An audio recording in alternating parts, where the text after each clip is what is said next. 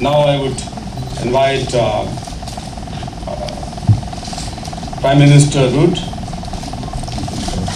Please. Thank you very much. Gordon Brown, Dingley and Ablabi, where have they gone? Other distinguished guests. The eloquence of children.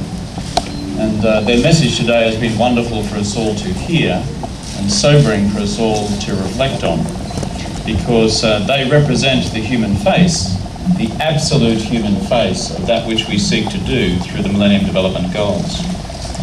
Gordon, thank you for your leadership. Again, whichever meeting I go to on a Millennium Development Goal, there's one recurring theme amongst the world's leaders, and that is, thank you, Gordon, for continuing to be the continuing conscience of the G7.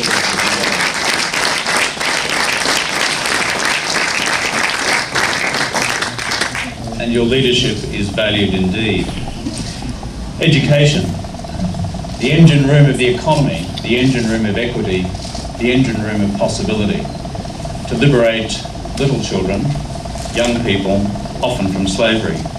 In our part of the world, in Asia and the Pacific, 26 million of that number which Gordon referred to, of those 75 million, at this stage have no dream of attending a primary school.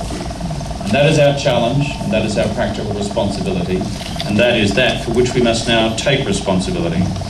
So what are we to do? In our part of the world, of course, acceptance of Millennium Development Goals is one thing, implementation of them is another.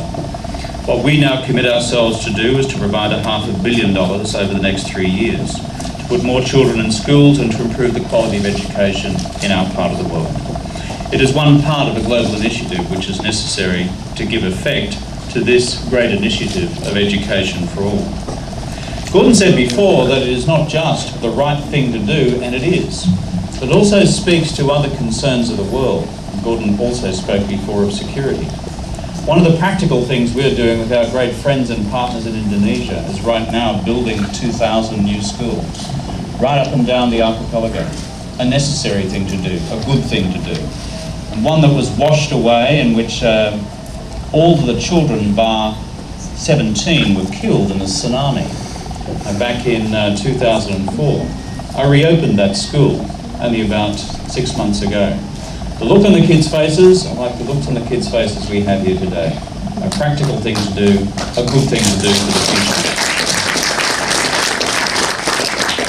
There are many people to speak today, so I don't propose to speak longer, other than to say this: Australia is a proud member of the class of 2015. I offer our full endorsement for this event. I hope I'll pass the test, which will apply to members of the class of 2015. I promise that we'll work hard, but being Australians, I can't always promise that we'll behave well.